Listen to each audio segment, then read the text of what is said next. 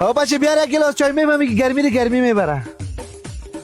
برادر کدوم موتر تایت نداری پای زیر پایم نگاه کنم. او قربان چه موتر نه موترا بیا تو موتر بتمت که دعا کنی تو بیا یک دفعه داخل بیا قربان چه بیادر تو موتر بتمت که نه در عمرت ندیده باشی سبقیت چه این بنز سی جی زایت 440 330 است که در کوبل ایش نگشته میفهمی فقط دو دفعه گشته و اون پاچای خود بالا گرفته او کی در جمله گشت نه بیادر. برادر مرا قواره از می خوشم آمد.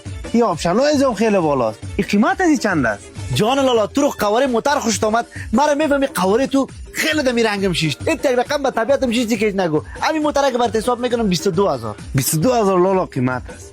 یک چیز تو هم پایین بیا. بیاجی صدقه چم تو بیاجی سایکل لالا جان اگه تو جوره از این موتر در کل افغانستان پیدا کردی ما برات جرم میتونم بخی این میلی که از پیش ما بخری در بیرو ما برات سایکو در این قیمتم کمی بیرو ببری $3000 بالا سودا میشه $3000 تو فایده میکنی آن یک ذره کارای ما خراب است اگه نمیده میفهمی سودا نمیکنم عیف از این موترک نکده خب به خاطر گل روی پپندق روی خیلی خوشم آمد اما 18000 تا پیش کردی ما از 10000 به بالا نزن. امی 18 بگی فایده میکنی تو اگه تو در بیرو $3000 فایده نکردی باز بگو خب باز اگه نقص کردم نمیکنه نه هیچ ماست ما هر وقت سودا میکنی ماستی هم خطش کنشت. بیا توکل ما به خدا بیا تو باشی بیا یک تا کماندو برش سه ما باد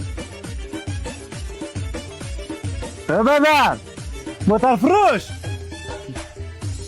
حالا که غضب آمد اصلا بیا در رئیس بیا تو بیادری چی رقم موتر دادی؟ دستم بر هیچ کسی رو نمیخره. حالا دیگه گناه ما چیست؟ حالا توی رو فروختی سرم. حالا ما فروخته میره ما گرم بودیم با جانم نمیفهمیدیم تو بالا که بانات از این برو بیادر تو گفتی 3500 است. بانات از این تو بالا کو اوه بچه در ماشین از این موش خانه کده بچه این بیتری از این چی کدی پریوس نبودم بیادر تو غیر بنز گفته سرم سودا کردی پریوس چی؟ میدری چی؟